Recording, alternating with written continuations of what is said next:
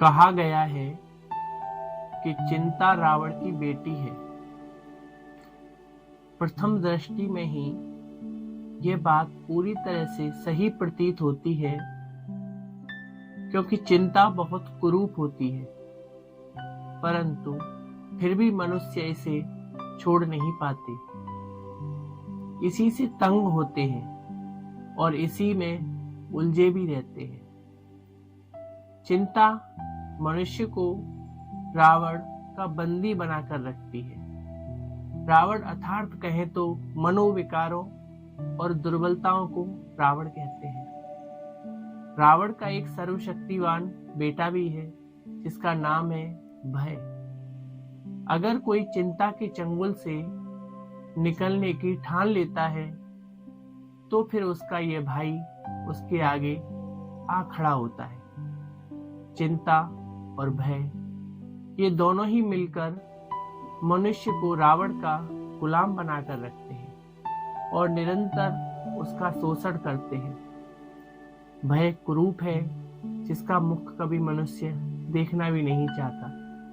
यह छुपकर वार करता है और इसके वार को बड़े बड़े योद्धा बुद्धिमान भी पहचानने में चूक जाते हैं। इसका सांकेतिक चित्रण रामायण में रावण के सबसे शक्तिशाली पुत्र मेघनाद के रूप में दिखाया गया है, जो अपनी गर्जना से सभी को भयभीत कर देता है। जीवन में सफलता पाने और रावण की जेल से छूटने के लिए भय पर विजय पाना अनिवार्य है। भय दोनों ही तरफ से वार करता है, बाहर से भी और अंदर से भी। बाहरी रूप है असफलता का और पराजित होने का, प्रतिष्ठा और पोजीशन को खो देने का, आर्थिक नुकसान का, दुश्मनों और ईर्ष्या करने वालों का, दुर्घटना, अनहोनी, बीमारी या मृत्यु आदि का। आंतरिक भय का रूप होता है अपने पर विश्वास न होने की वजह से अपनी कार्यक्षमता पर संदेह का भय, जिसे नर्वसनेस भी कह सकते हैं। अपने किए गए गलत कर्मों या पापों की आत्मग्लानि से उत्पन्न भय, अज्ञात भय, अनुमान एवं आशंका जनित भय, इच्छाओं के अपूर्ण रह जाने का भय, अपनों की उपेक्षा का भय, भविष्य की अज्ञात गति का भय, काल्पनिक भय और अंधविश्वास जनित भय। डर की बीमारी लोभ, मोह, आलस्य या अहंकार की तरह हमेशा प्रकट नहीं होती। यह परिस्थिति आने या कुछ भी अनचाहा होते ही प्रकट हो जाती है। यह डर मनुष्य के मन में कई सीमाएं बना देता है, जिनसे मनुष्य सीमित होकर ही रह जाता है और बाहर निकलने की कोशिश करते ही भय का नाग फन फैला देता है। जैसे कि यह विचार कि मैं बस इतना ही कर सकता हूँ, इससे ज्यादा मेरी ताकत ही नहीं, मेरा भाग्य बस यहाँ तक ही मेरा साथ देगा, इससे आगे नहीं। इससे ज्यादा का सोचते ही असफलता या अनिष्ट का अज्ञात भय प्रकट हो जाता है।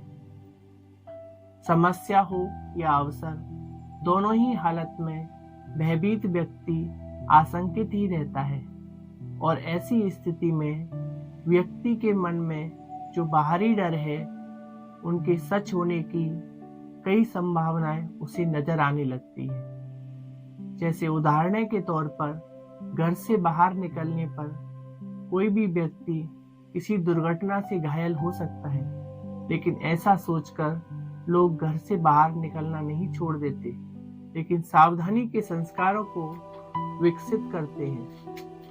परंतु भयभीत व्यक्ति का ध्यान सावधानी और समाधानों की जगह केवल अशुभ संभावनाओं की ओर टिका रहता है। भय नकारात्मकता की ऊंची दशा की ओर बढ़ने का नाम है और इस स्थिति में चाहे व्यापार या व्यवहार हो अथवा पद प्रतिष्ठा या जीवन के समाप्त होने की कोई भी संभावना भयभीत व्यक्ति को वही कई प्रकार से दिखाई देती है। यदि कमजोरी ज्यादा बढ़ जाए तो मानसिक रोगों में बदल जाती है।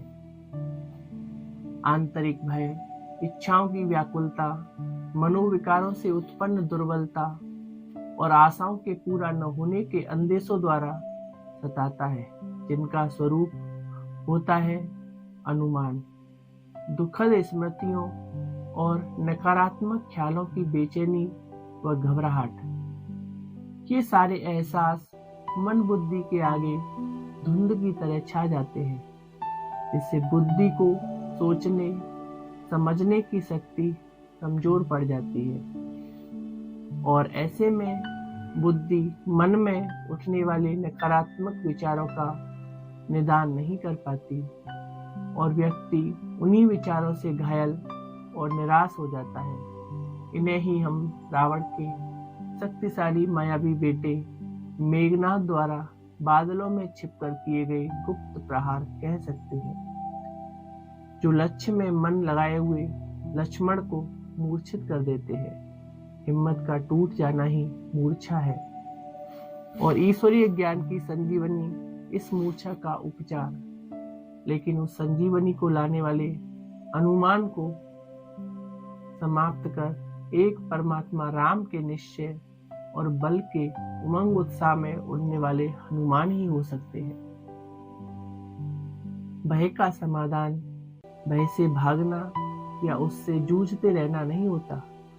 नकारात्मकता से व्यक्ति जितना जूझता है उतना फंसता है, क्योंकि इस जूझने की प्रक्रिया में भी वह ध्यान तो नकारात्मकता पर ही दे रहा है।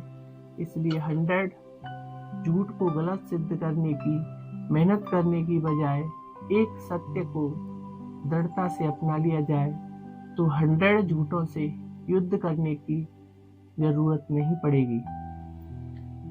भय के मूल में मुख्य 2 बातों का अभाव होता है, या तो ज्ञान का अभाव या फिर अपनी शक्तियों को भूल जाना। यदि ज्ञान की जागृति है तो वह भय को उत्पन्न ही नहीं होने देती और शक्ति है तो भय विचलित नहीं कर सकता। आत्मा उस परिस्थिति या समस्या को जीत लेती है। परमात्मा की शिक्षाएं ज्ञान और शक्तियों का महासागर है।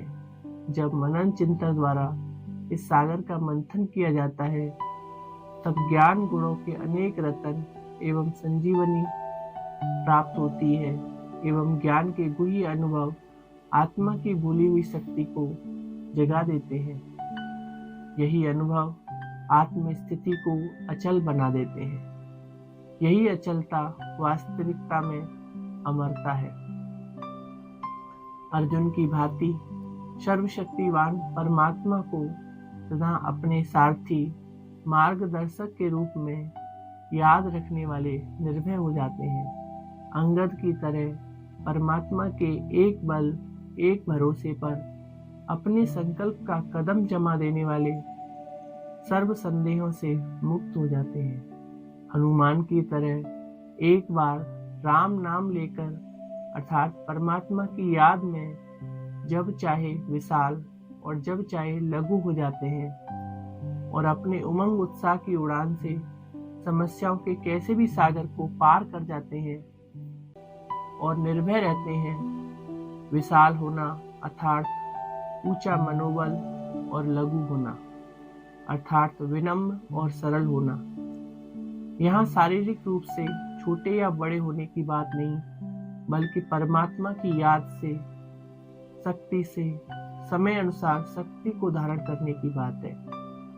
जब भाव और भावना से परमात्मा से दिल का संबंध जोड़ लिया जाए तो उसके संग का रंग आत्मा को निर्भय और साक्षी बना देता है।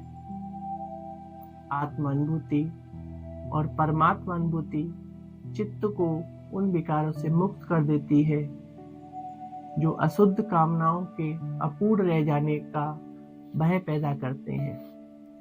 परमात्मा प्रेम की लगन अंतरात्मा को पवित्र कर देती है और पवित्रता आत्मा को सुखी और संतुष्ट कर देती है। फिर आत्मा स्वयं में ही इतना संपन्न अनुभव करती है कि ना तो उसे कुछ बाहर पाने की लालसा ही बांध सकती है और ना ही कुछ खो जाने का भयभीत कर सकता है। इसी प्रकार ईश्वरीय ज्ञान, आत्म अनुभूति, योग के निराले अनुभव, परमात्मा प्यार और संबंध की अनुभूति एवं दिव्य संस्कारों की पवित्रता आत्मा को ऐसा समर्थ बना देती है तो रावण का कोई भी रूप या विघ्न आत्मा को भयभीत नहीं कर सकता। और यही वो अमोघ शस्त्र है जो हमें सदा काल के लिए विजयी बना देता है।